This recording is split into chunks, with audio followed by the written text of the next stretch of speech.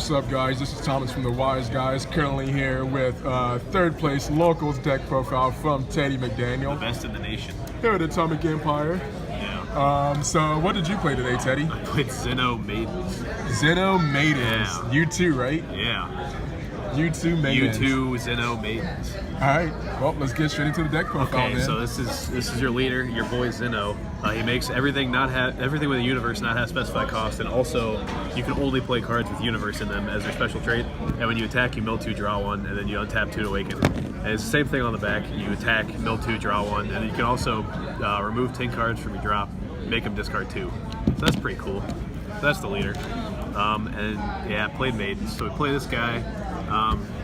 He's the one drop. You just play him and you search the top 3 for a universe 2. It's pretty simple. And this is the free blocker. I don't know how to say any of these names, so I'm not going to say any other names. But basically, if you have a universe 2, you can just play him for free. So this is really relevant because nobody was really playing removal at all. So I would end up with a field of like 4 of these dudes, a bunch of these little tiny dudes. It's pretty good. Yeah, free blockers are pretty good right now. Yeah, they are. They're really relevant. And then the actual maidens we played. 4 of these guys, Girl Warrior, Brienne de Chateau, has Barrier, which is actually insanely good. I'll tell you why it's even better in a second when I show you the best card in the whole deck. But when you play, you look at the top 7, you add any of the Maiden Squadron. This is what you evolve the bigger Brienne onto, so you gotta play 4 of those.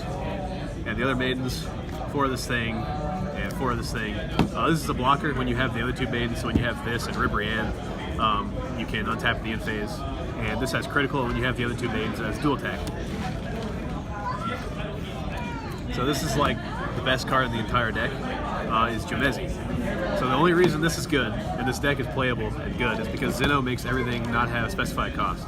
So when you have this guy out, your cards are 2 or less, and this guy makes all your cards essentially colorless. So when you play this dude, all your cards cost 2, so that means this thing is free, this thing only costs 2, and this thing only costs 2. So if you have 2 of these guys out, that means you can play these 4 drops for free, and this thing is free when you have 1 out.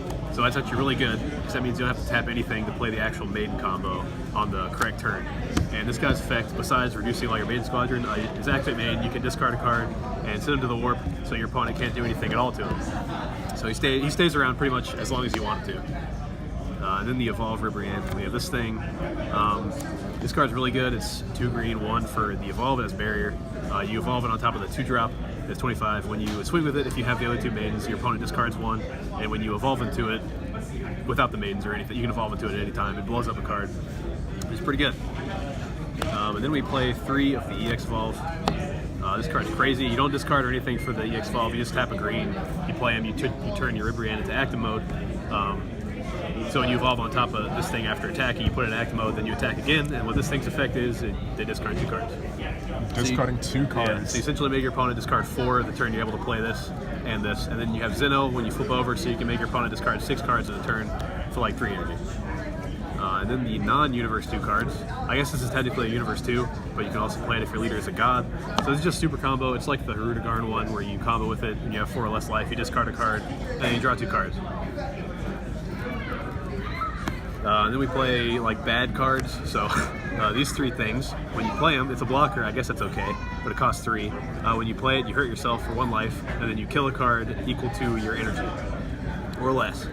I never played it. I think I played it 1 time actually, and it wasn't very good. Like, I don't really know what else to play though, because you can only play universe cards in this deck, so that's why we're playing these guys. I also play 2 for Seeing Hit. I didn't play this at all. He's okay though, because he's just a good card in general, but like, you're not playing SS3, so you can't tap it or untap when you do this unless the turn you're awakening. So yeah, those are okay. And then the other universe cards, 3 of these guys, 3 Champas, and 4 Roshi. So this guy, you look at the top 3, you can add 1, and then send the other 2 to the drop area. Or if you don't add anything, you just mill 3 and kill a card. This guy, he kills 2 9,000 or less power cards. Kind of relevant if you're playing against aggro. And then this is the only negate you can actually play, because there's no other negates with universe text, so you can only play 4 Roshi. So that's the whole deck. All right. There you go. Well, thanks for that deck profile. It's not SS3, not Hirudegarn, not any of those aggro flute decks. And congrats on your locals win. Third place locals. Yeah. only losses to the only undefeated. He was playing SS3 Apes. Yeah. So, but yeah, hopefully we see more from you in the future. And this is the Wiseguys, and see y'all guys later.